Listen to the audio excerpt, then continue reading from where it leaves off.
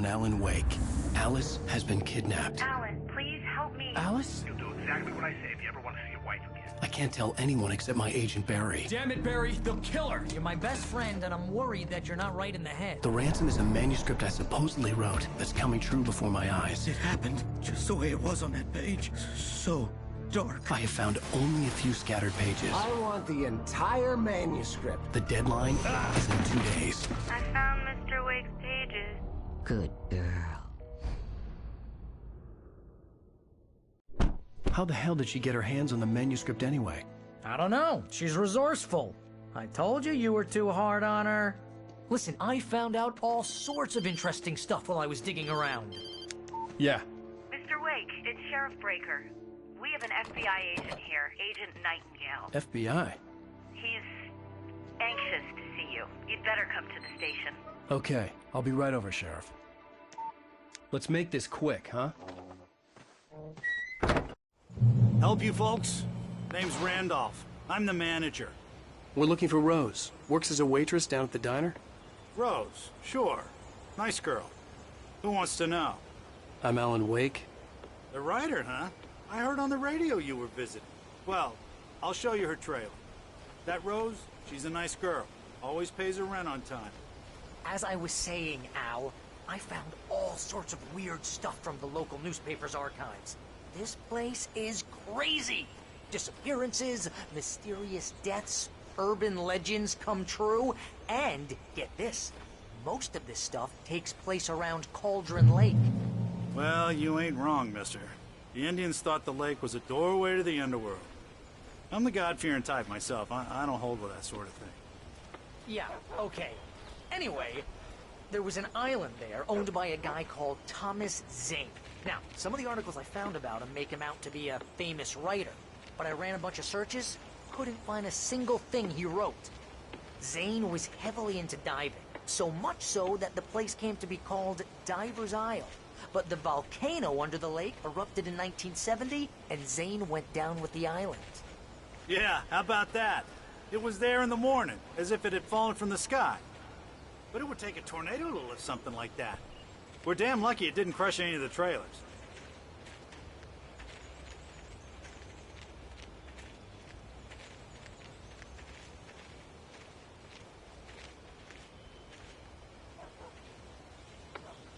It gets better. A local girl, Barbara Jagger, drowned in Cauldron Lake just a week earlier. They were lovers. Sure, Jagger's a local spook story. The Scratching Hag. Comes for you in the dark. Childish stuff like that. Anyway, Al, I'm just getting to the best part. All of the articles about this stuff were written by Cynthia Weaver. I asked around, and she's that crazy bag lady you met. What, the lamp lady? She can be a little loopy, but she's not homeless or anything. Yeah, anyway, she knew both Jagger and Zane before they both died, and she had some kind of a breakdown.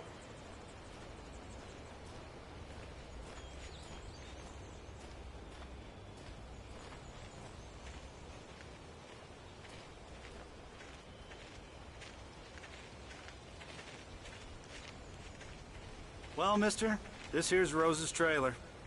You mind me asking what you want with her? We're just here to talk to her, pal.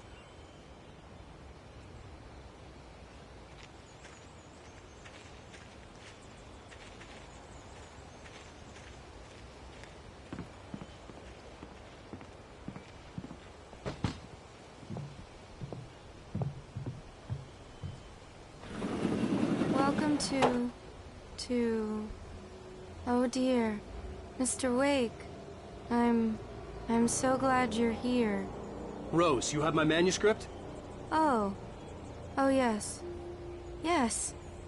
Please, come in. Hey, this is really good. Rose, Yes, my manuscript. I really need it. I understand. I know what you need. A muse to inspire you. Oh, for Barry. She doesn't have anything. Yeah, hey, Al? Al, what's... Oh... Barry! What? What?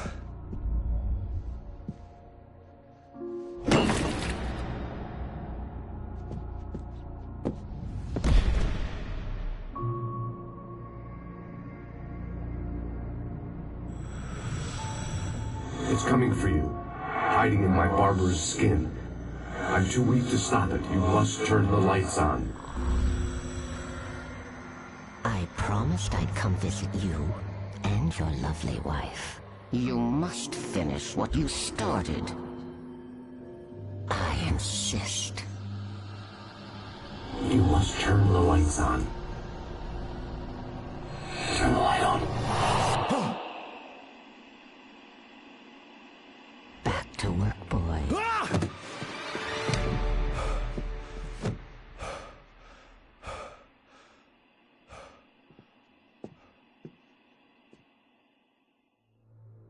I felt nauseous, hungover. Only anger kept me going.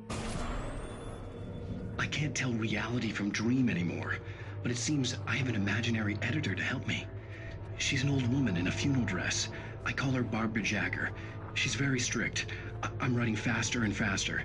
My manuscript is being heavily revised.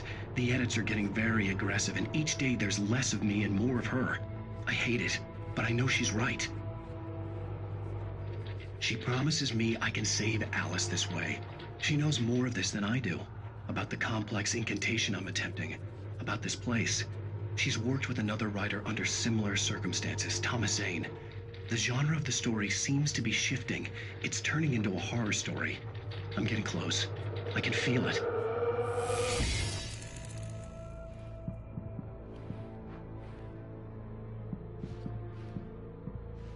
Rose took a day from me. I had less than 12 hours left to meet the kidnapper. All I could do was get Barry into the car, work something out once I got on the road. Barry was out of it. He was way too heavy to carry. You're right. I deserve more money. I'm so handsome. Welcome to the Oh Dear Diner. What can I get you today? Coffee? I couldn't work up much hate for Rose. Something had used her to get to me and left its mark. First refill is free. Milk and sugar on the counter there. Would you like to hear today's specials? Thank you. A nice day. Come back soon. No time to waste. Mr. Randolph liked Rose. That little smile she had. How she was still sweet when life had tried so hard to make her bitter. It wasn't any of his business what she did in her trailer. But those strangers, the writer and his smart-ass sidekick, looked like trouble. And they'd been in there for hours, way past her normal bedtime. He reached for the phone and called the sheriff's station.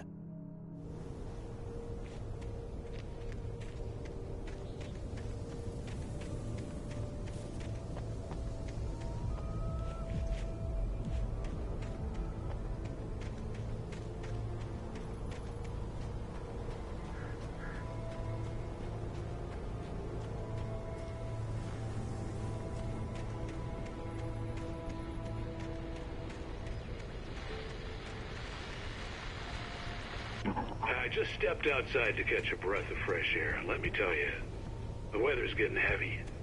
Nights like this make me especially glad I'm here talking to you and not home in bed. Once the weather takes a turn like this, I can't sleep at all. It's all tangled bed sheets and dark thoughts.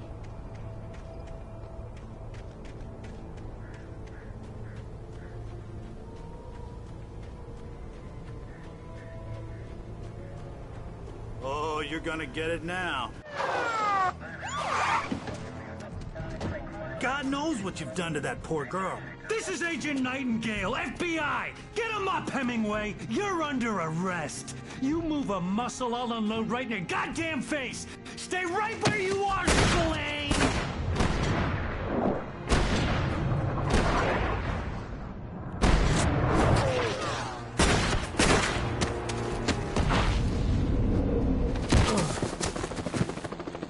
What are? I'm standing right here, you goddamn maniac!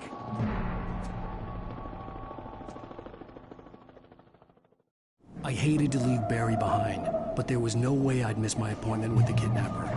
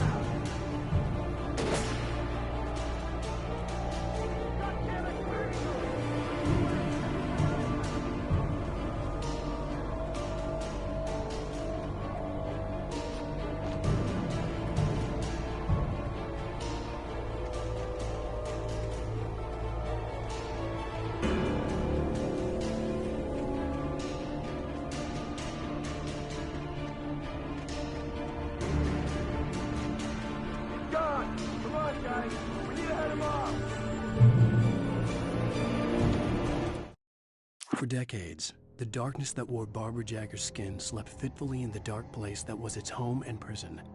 It was hungry and in pain. It dreamed of its nights of glory when the poet's writing had called it from the depths and given it a brief, terrible taste of power and freedom. The rock stars had stirred it from the deep sleep the poet had sunk it back to in the end. When it sensed the writer on the ferry, it opened its eyes.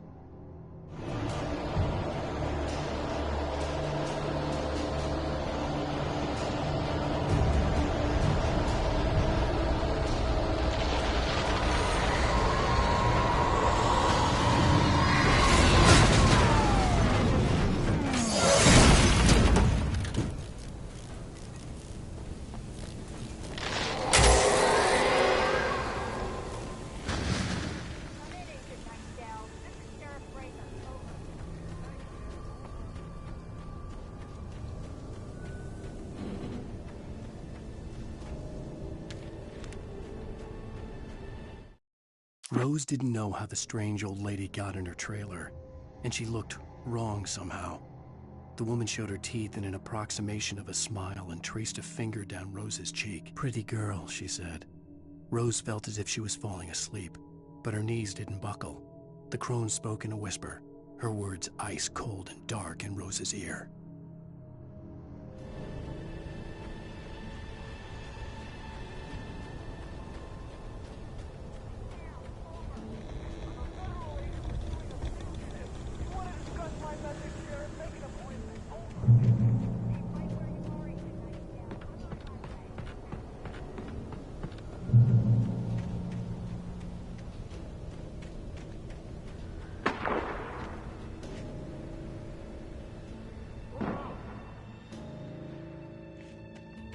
Search the area!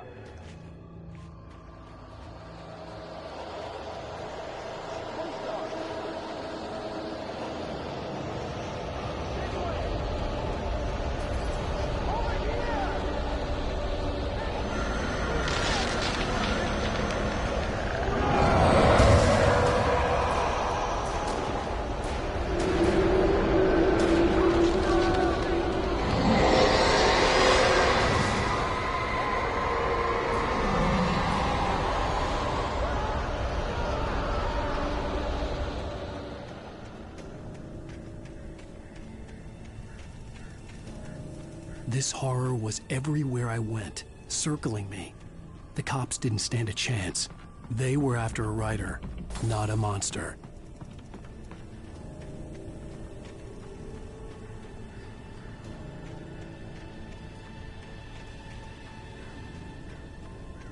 Sheriff Breaker, this is Agent Nightingale. I've lost contact with person men you assigned to me. It's Blake's doing. Wait, are you seriously telling me that geek writer just took out my deputies? Are you kidding? I mean, have you seen this guy? He wears a tweed jacket. Over. He's the guy we're chasing. If it's not him, who then? Bigfoot? Over. I don't know yet, but I'm not in the habit of jumping to conclusions. That tends to come back and bite you in the ass. Out.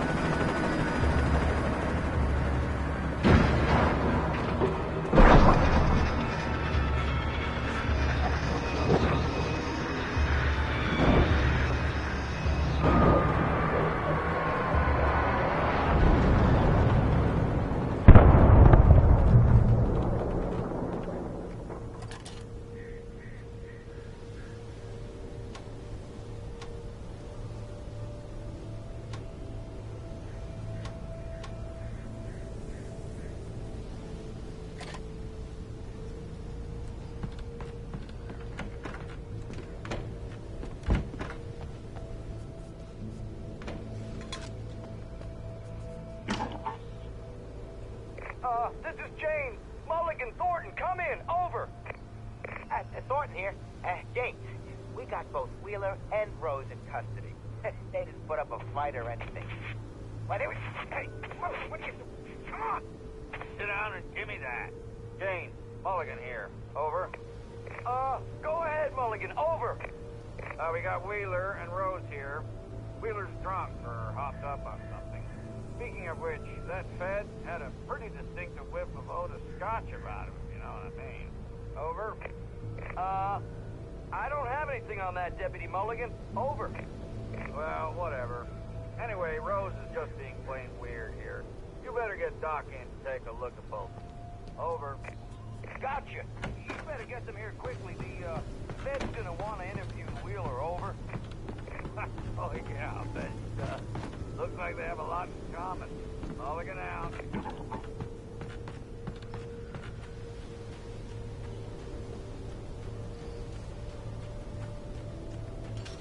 I imagined that the broadcast tower in the distance was part of the local radio station. Maine seemed like a decent guy. Perhaps he could give me directions to the coal mine.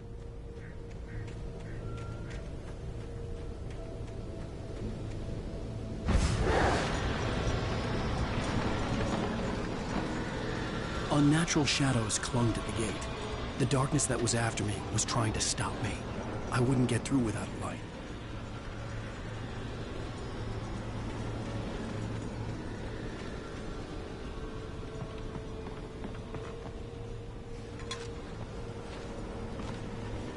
There was no power to the searchlight.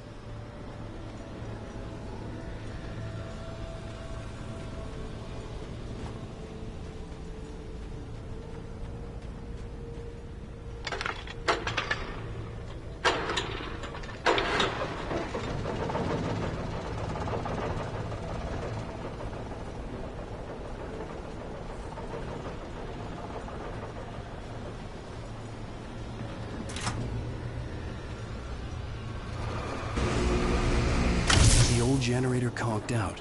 I'd have to see if I could fix it and try again.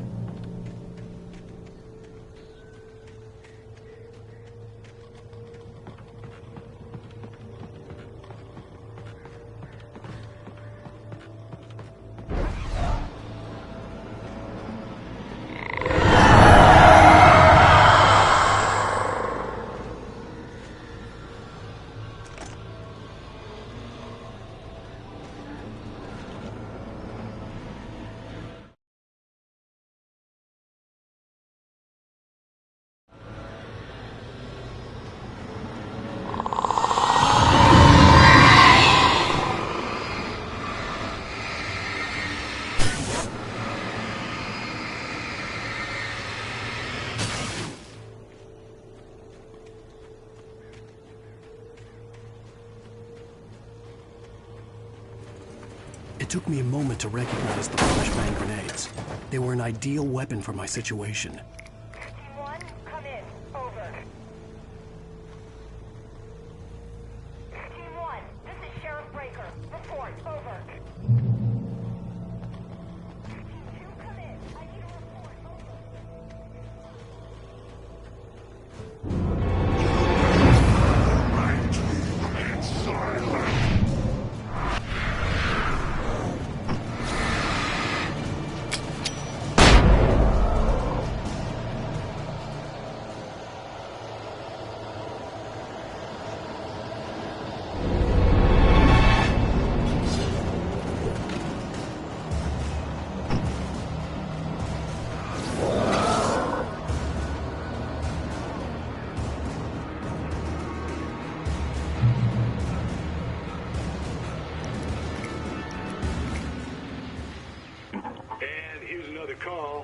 You're on KBFFM with Pat Maine.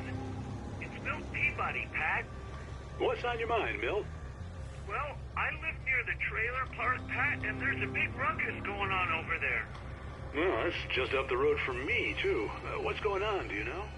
I don't know, but there's a bunch of police cars there, lots of sirens, a helicopter buzzing around, and I think I heard some gunshots. Gunshots? Yes, sir, like from a pistol. So can you find out what's going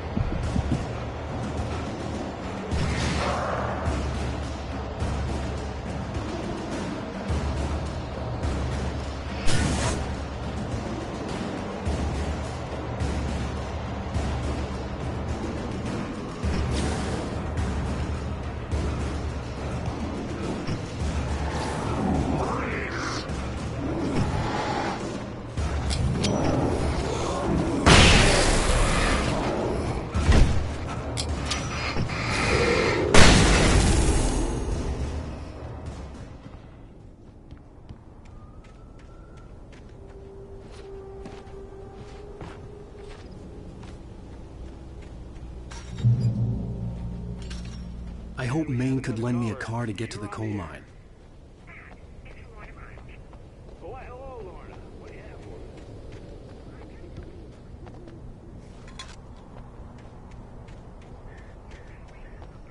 Of course you're going to have trouble in a place like that. I mean, what do you expect?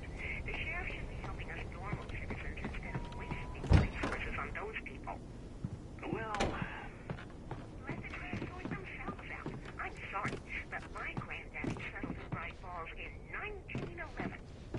well, thank you very much for that compassionate viewpoint, Lorna. Oh, here's a little surprise. The famous writer Alan Wake just walked in. Folks, I'm going to see if I can talk him into an interview. Come on in, Mr. Oh, I'm so glad you could find the time to do this, Mr. Wake. Nowhere to run now, Dan Brown. You back away from me.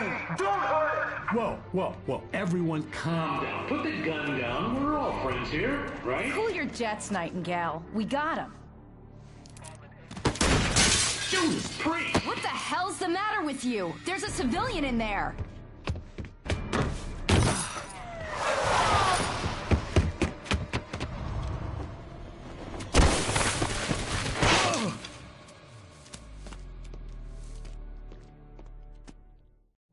I'll get you yet, even if it kills me. You hear me?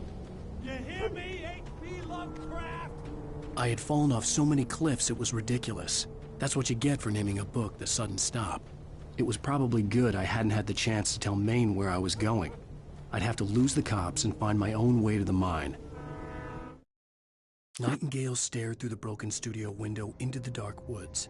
He turned around, started to walk out, but Maine grabbed his arm. "Young man, you almost shot me. You don't shoot off rounds at people like that. What's the matter with you?" Nightingale shook his arm free, marched out. His cheeks burned with rage and humiliation.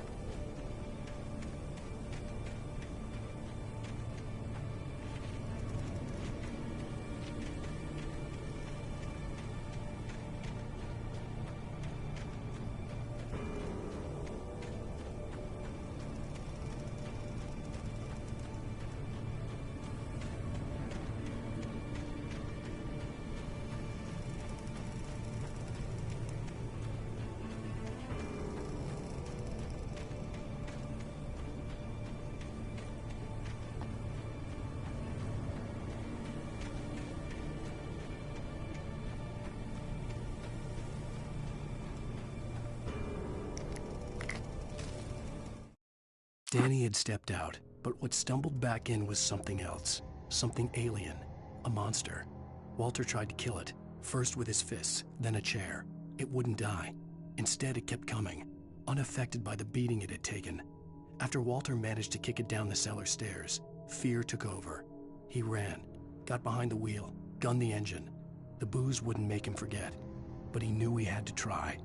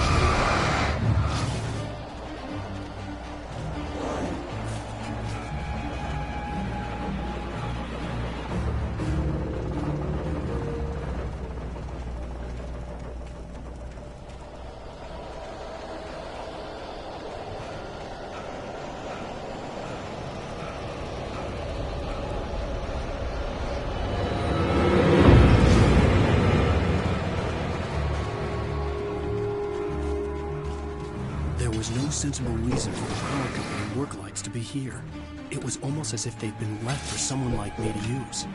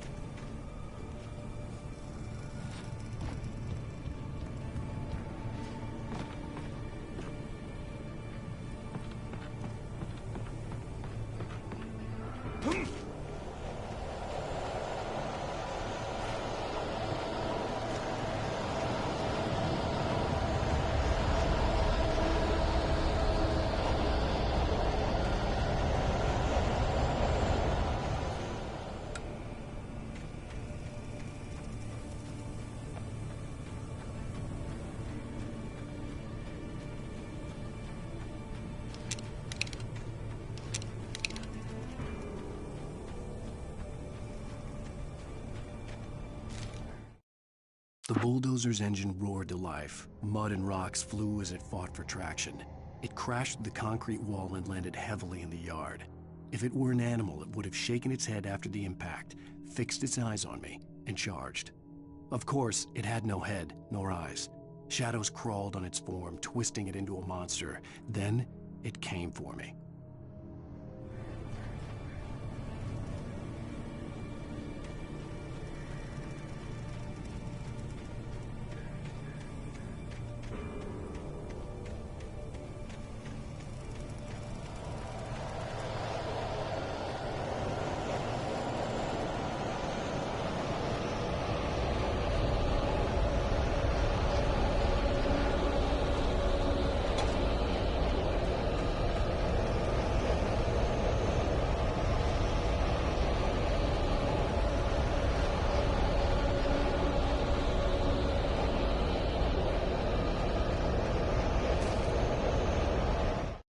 Sarah trusted her gut, and her gut said Agent Nightingale was an asshole. He felt wrong, and it wasn't just the smell of stale booze. It was in the way he flashed his badge, pulled rank, the look in his eyes when he wanted answers. Where was Alan Wake? What was this about an accident? Where was his wife? And most importantly, why did she let Wake go? He wouldn't answer her questions. Federal business was all he'd say.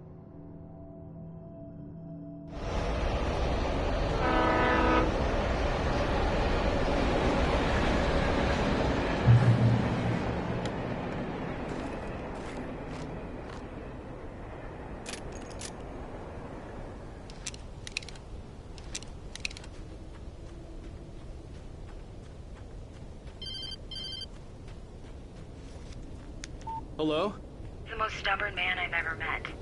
Alice? Alice? Alan. Alan. I'm so afraid. Keeps me in the dark.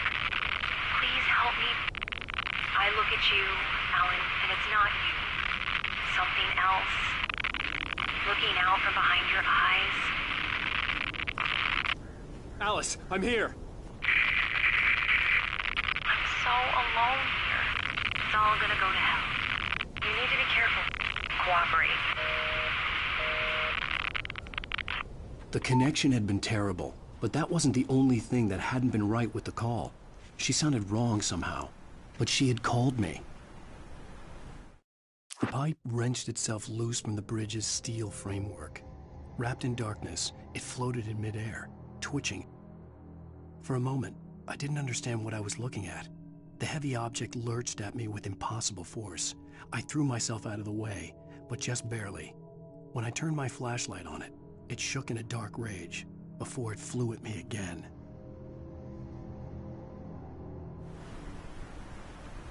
I could see a railway bridge up ahead and a warehouse of some sort on the opposite shore. I hoped I could find a car from there.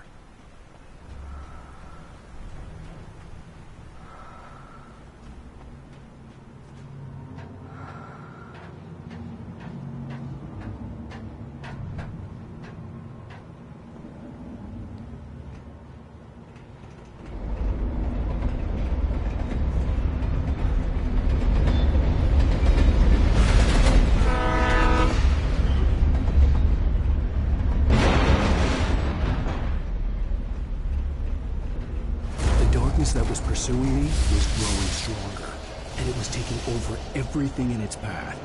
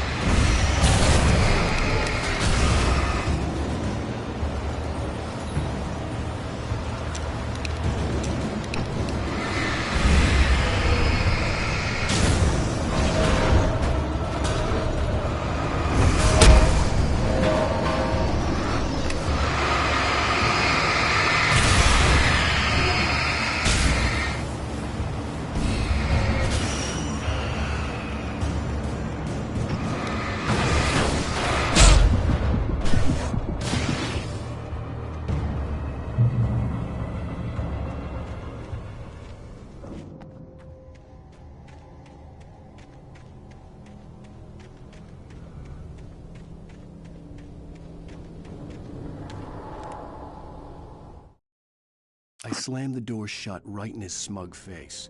He pleaded for me to open the door. True to form, the asshole actually thought I would obey. I had no sympathy left, no guilt either, not for him. I took a moment to savor the scream. I bet I had a smile on my face. It was all that I had time for. The dark presence was inside the lodge with me.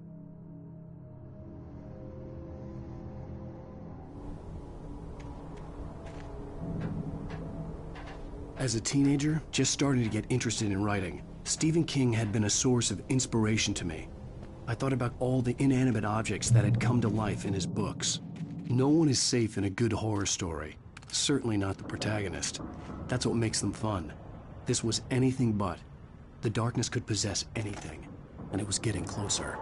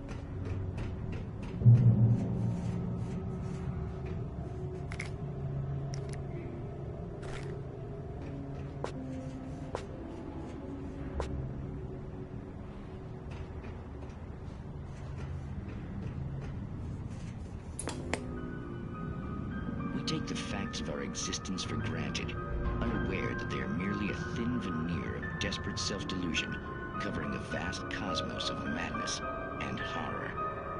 All too often, the stars are right. In Night Springs. Tonight's episode, A Family Occasion. Journalist Alvin Derlis' trip to study the local customs of an insular community in Night Springs has been less than successful. Until tonight.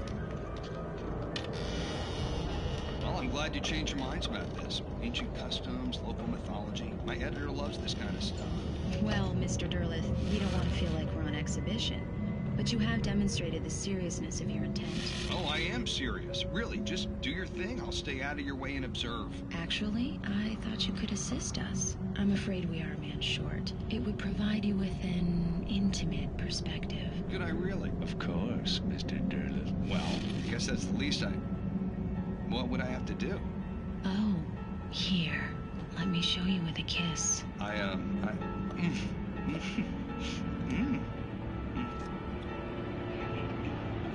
What did you...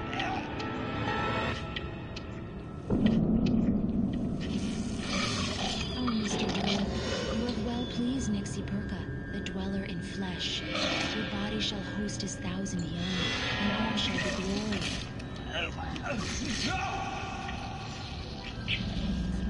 Shh, darling, be calm. Shh. Alvin Derleth learned a harsh lesson. If you go looking for mythology, it may come looking for you. And such quests always bear fruit.